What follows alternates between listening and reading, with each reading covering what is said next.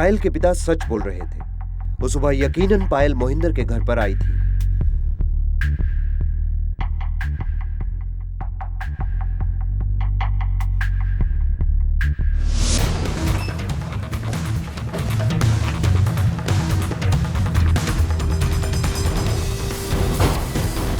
अपने गायब हो जाने वाले दिन क्या पायल मोहिंदर सिंह के घर पर आई थी? इस बात को पुख्ता करने के लिए पुलिस को सुराग की तलाश थी।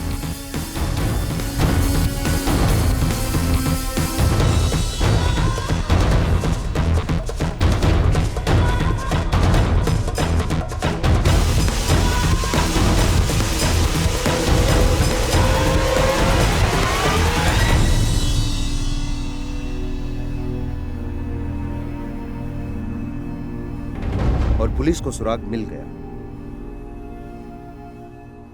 सर, लेडीज एंड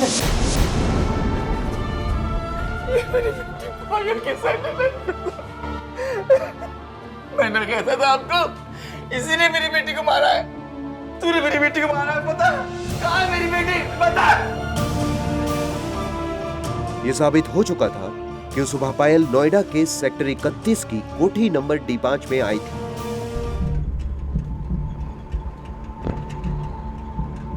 नोएडा के सेक्टर 31 के करीब स्थित एक गांव निठारी।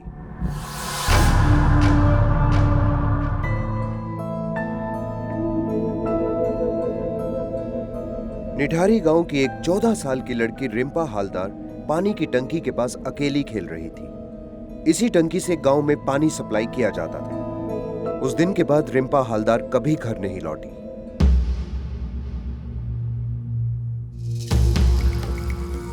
ये निठारी टैंक के पास खड़ी थी, वहां से लापता हो गई सर। क्या नाम बताया? रिंपा के पिता अनिल हालदार ने निठारी पुलिस चौकी में रिंपा के गुमशुदा होने की रिपोर्ट दर्ज की।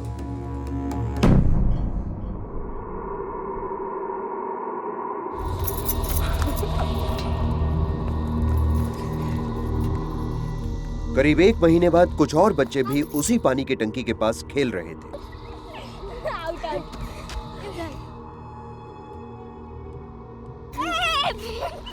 उनमें से भी कोई कभी घर नहीं लौटा।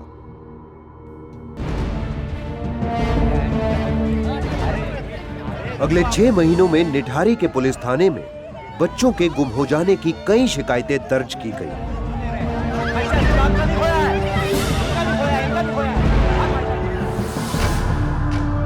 ऐसा माना जाने लगा कि उस पानी की टंकी के पास कोई भूत प्रेत था जो बच्चों को उठा ले जाता था।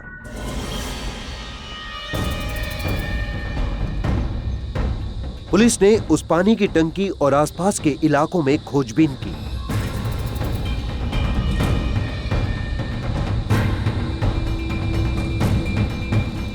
लेकिन यह मालूम नहीं हो पाया कि आखिर उस पानी की टंकी के पास खेलने वाले बच्चे कहां गायब हो गए। पानी की यह टंकी नोएडा के सेक्टर 31 के बंगलो नंबर D5 से बहुत पास थी।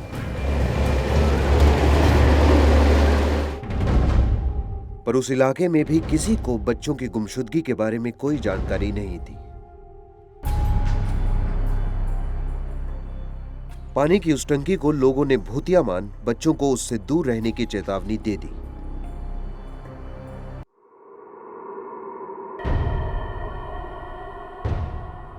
लेकिन खेल की मस्ती में बच्चों को सीमाओं का ध्यान कैसे रह सकता था।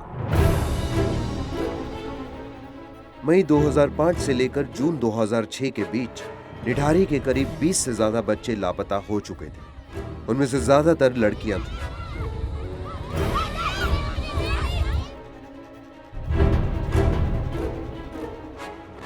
ये माना जाने लगा कि इन बच्चों का उनसे जबरन करवाई जा रही थी।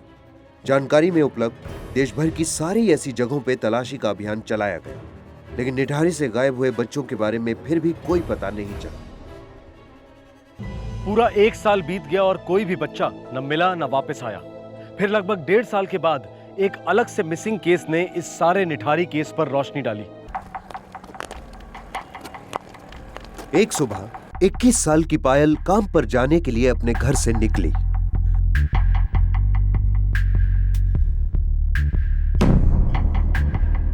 उस दिन के बाद पायल कभी घर नहीं लौटी। पायल के लापता होने का केस उन्हीं पुलिस ऑफिसर्स के पास आया जो बच्चों के गायब होने के केस पर काम कर रहे थे। लेकिन यह केस उनके लिए अलग था, क्योंकि पायल कोई छोटी सी बच्ची नहीं बल्कि 21 साल की एक युवती थी। पायल के पिता नंदलाल निठारी पुलिस चौकी पहुंचे। चौटाला क्या हो रहा है? आने दो उसे, आने दो। हाँ क्या बात है? ये मेरी बेटी पायल खो गई है। बैठो। क्या उम्र है आपकी बेटी? 21 साल। वो वहाँ इंटरव्यू के लिए गई थी।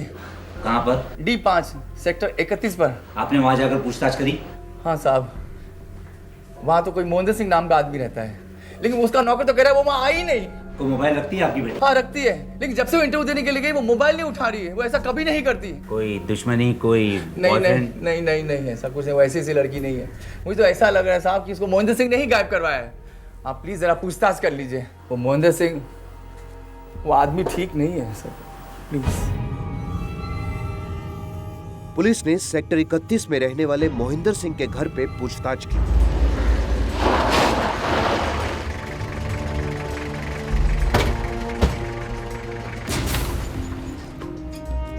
वहां पुलिस को मोहिंदर सिंह के घर का केयरटेकर मिला। हाँ सर। मोहिंदर सिंह जी को बुलाना। वो तो साहब गाँव गए हुए हैं, 1 हफ्ता हो गया है। कब तक आएंगे वो? कल तक आने के लिए बात कही थी उन्होंने। 3 दिन पहले ये लड़की यहाँ तेरे साहब से मिलने आई थी। अरे ऐसे कैसे हो सकता साहब, 1 हफ्ते से तो मैं हूँ यहाँ, अकेला हूँ।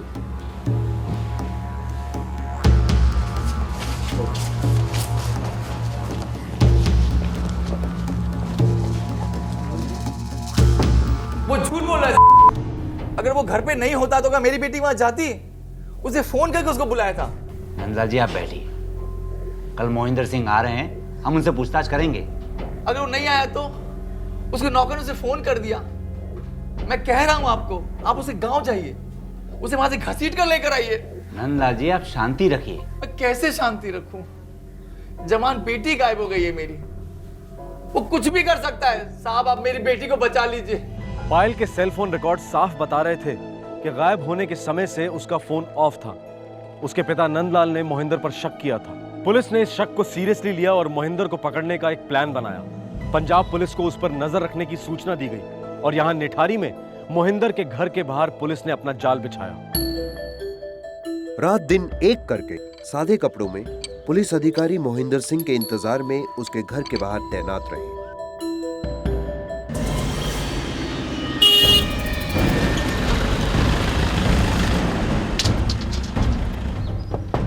कांच नीचे करिए।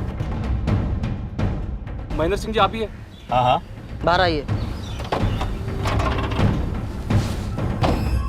प्रॉब्लम क्या है जी? पुलिस स्टेशन चलना है जी।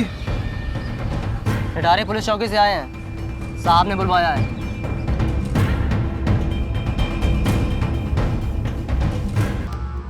इंस्पेक्टर साहब, हैवी नहीं हूं मैं, अच्छा खासा बिजनेस है मेरा यहाँ पर, लोग जानते हैं मुझे यहाँ। किसी लड़की का इंटरव्यू नहीं लेता मैं घर बुलाकर। इस लड़की को जानते हो?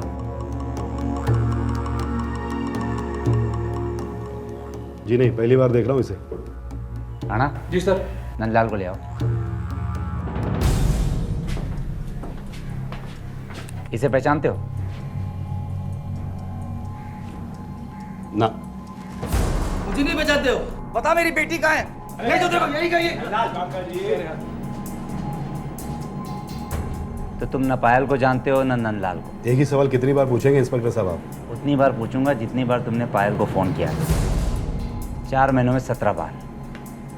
टेलीफोन रिकॉर्ड्स हैं मेरे पास। अब आखिरी बार शराफत से पूछ रहा हूं, पायल को जानते हो या नहीं?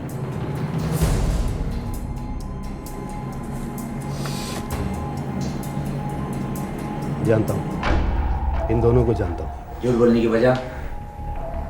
देखिए मेरी कई रखेल है और उन कई रखेलों में से ये एक रखेल है पायल, और ये नंदलाल, ये बाप कम दल्ला ज्यादा है, पूछिए इससे। साहब ये मेरी बेटी के साथ पोकर में मजा मारना चाहता है। इससे पूछे, इसी ने अगवा करा है मेरी बेटी को। ओए, औकात में रहे, अपनी औकात में। हाथ के मैल के बराबर की कीमत नहीं है तेरी बेटी पायल की। हर महीने तू मिलाता हुआ पैसे लेने कौन आता था मेरे पास? तेरा बाप। किस लिए इंटरव्यू ले रहे थे आप उसकी? काहे का इंटरव्यू इंस्पेक्टर साहब? तनख्वाह देता था मैं इसकी बेटी को मुझे खुश करने के लिए। क्या करूं, शौकीन जो हूं। लेकिन मैंने उस दिन उसे घर नहीं बुलाया था। उसके गायब होने के 2 दिन के बाद मैंने फोन किया था। क्या करूं, तलब जो लगी थी मुझे, लेकिन उसका सेल ऑफ आ रहा था, इसलिए मैंने इस कम्युनिटी के सेल पे फोन कर दिया। उल्टा ये मुझ पे चढ़ने लगा, कहने लगा कि मेरी बेटी को गायब किया तूने, पैसे दे और पैसे दे। और दिवाली है क्या? पुलिस ने मोहिंदर सिंह को छोड़ दिया। पायल का अब भी कोई अता पता नहीं था। शायद मोहिंदर सिंह ने उसे फोन नहीं किया था, लेकिन वो सेक्टर 31 गई तो थी जहां मोहिंदर का बंगलो था। अगर वो वहां उस बंगले में नहीं गई थी तो फिर कहां गई थी? किसने उसे बुलाया था? पायल कब और कहां कैसे गायब हुई थी? साहब वो जैसी भी थी, मैं कैसा भी हूँ, लेकिन मेरी बेटी है साहब। कुछ कीजिए साहब, आप प्लीज कुछ कीजिए। ताकि वो फिर से धंधे पे लग जाए। हाँ? चाहिए अभी?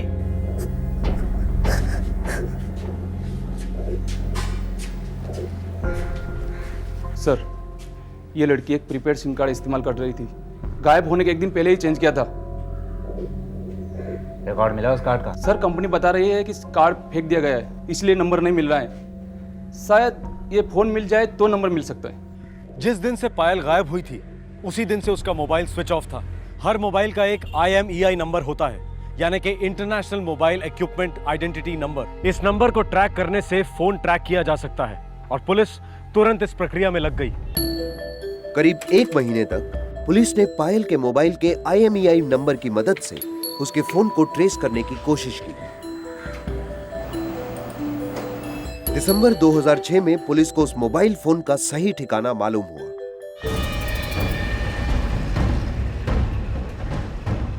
क्या नाम है तेरा? साहब जी राजपाल मेरा नाम है। फोन में इस्तेमाल हो रहे सिम कार्ड की मदद से पता चला कि वो फोन बरोला गांव के राजपाल नाम के आदमी द्वारा इस्तेमाल किया जा रहा था। फोन में सिर्फ सिम कार्ड मेरा था साहब जी, पर मैं उसे इस्तेमाल नहीं करता साहब जी। उसे तो मेरा दोस्त संजीव गुजर इस्तेमाल करता है।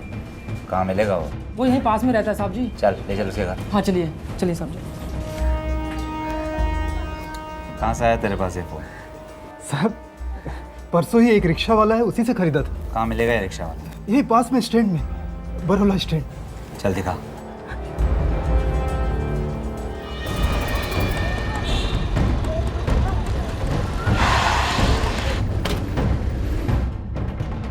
संजीव गुज्जर की मदद से पुलिस उस ऑटो रिक्शा ड्राइवर तक पहुंच गई जिसने संजीव को वो मोबाइल फोन बेचा था।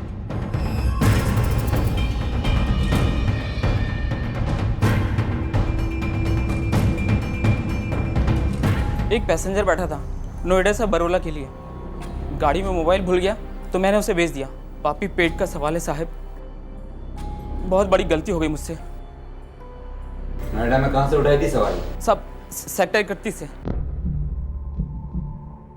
इस घटना से मिले सुराग फिर एक बार नोएडा के सेक्टर 31 की ओर इशारा कर रहे थे। परेशान क्यों हो रहा है? जिस आदमी ने सेक्टर 31 से उस ऑटो रिक्शा में सफर किया था वो मोहिंदर सिंह के घर का केयरटेकर था, लेकिन पुलिस को इस बात की जानकारी नहीं थी।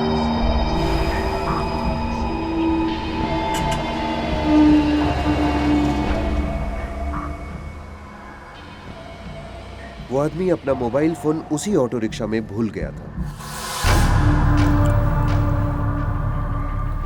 इसका सिम कार्ड कहाँ है? वो मेरे पास है साहब। ये है साहब। ले जाओ इसे। ये सिम कार्ड एक प्रीपेड कनेक्शन था किसी सुरेंद्र कोहली के नाम। अब ये सुरेंद्र कोहली कौन था? पुलिस ने इस सिम कार्ड के सारे फोन रिकॉर्ड्स हासिल किए। सुरेंद्र कोहली का पता लगाने के लिए पुलिस ने उसके मोबाइल फोन रिकॉर्ड्स की जांच की। और ये नंबर, ये लैंडलाइन नंबर, इसमें बहुत बार फोन हुआ और ये कॉमन है। एक नंबर मोबाइल फोन रिकॉर्ड्स में बार-बार दिखाई दे रहा था। ये नंबर था नोएडा इलाके का।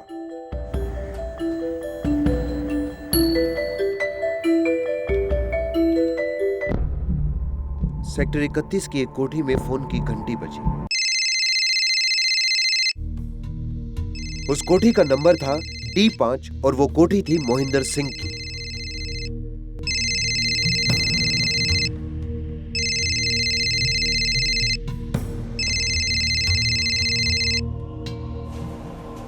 हेलो, किसका नंबर है ये?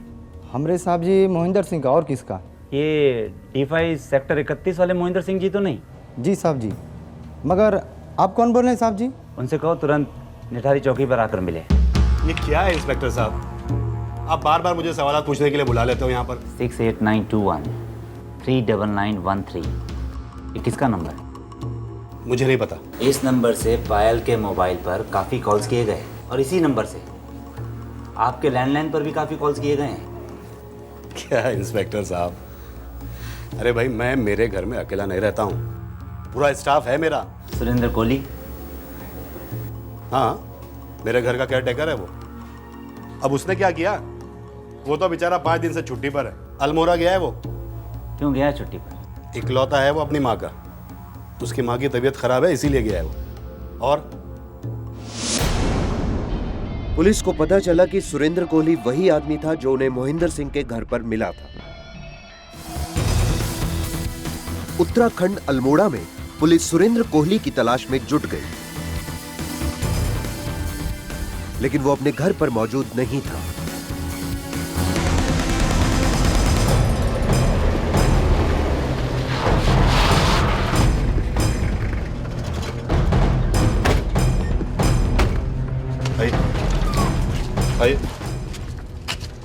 पुलिस को अब मोहिंदर सिंह पर भी शक होने लगा था।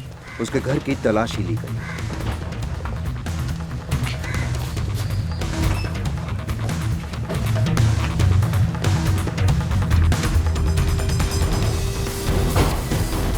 अपने गायब हो जाने वाले दिन क्या पायल मोहिंदर सिंह के घर पर आई थी? इस बात को पुख्ता करने के लिए पुलिस को सुराग की तलाश थी।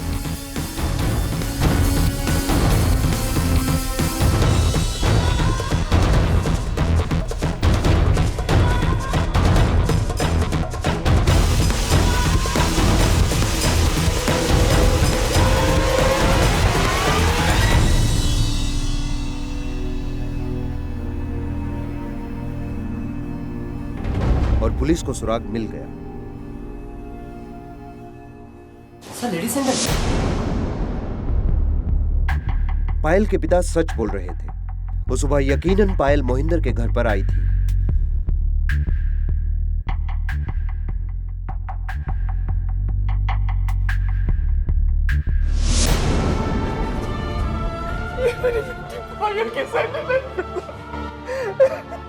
मैंने कहता था आपको, इसी ने मेरी बेटी को मारा है। तूने मेरी बेटी को मारा है, पता? कहाँ है मेरी बेटी? बता। यह साबित हो चुका था कि उस सुबह पायल नोएडा के सेक्टर 31 की कोठी नंबर D5 में आई थी। लेकिन सवाल यह उठता था कि अब पायल कहां थी?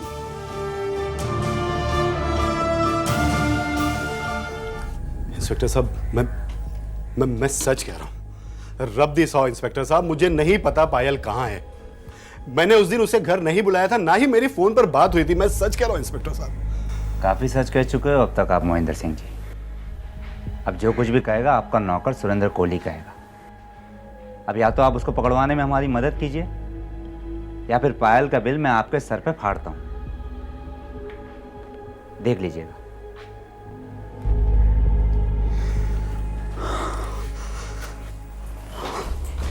मोहिंदर अब फंस चुका था। सुरेंद्र कोहली की तलाश में पुलिस की मदद करने के अलावा उसके पास कोई चारा नहीं था।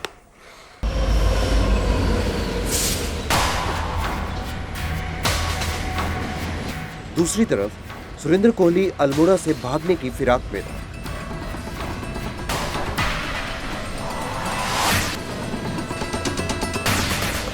मोहिंदर सिंह को सुरेंद्र कोहली के घर से उसका नया फोन नंबर मिला।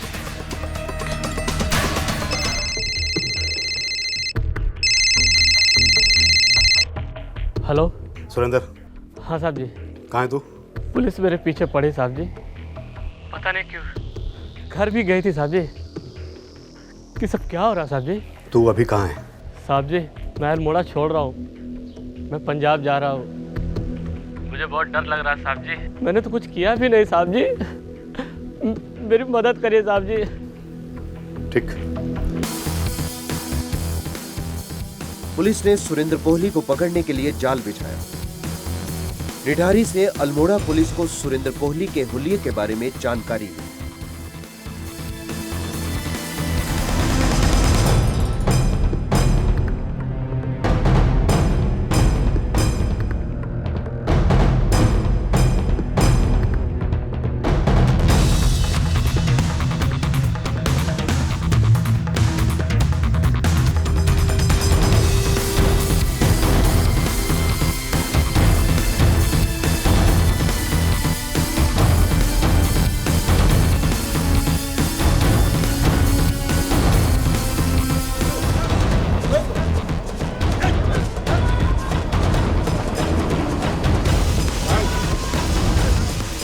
सिर्फ सुरेंद्र कोहली पायल के गायब होने के राज का खुलासा कर सकता है। सुरेंद्र कोहली की गिरफ्तारी ने पायल के गायब होने का भेद खोल दिया था, पर क्या यह केस बच्चों के लापता होने के केस से जुड़ा था?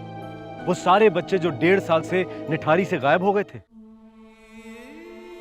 निठारी के बच्चों को लापता हुए 1 साल और 6 महीने हो चले थे। बच्चों के माँ बाप उनकी खबर पता जानने के लिए बेसब्रे थे।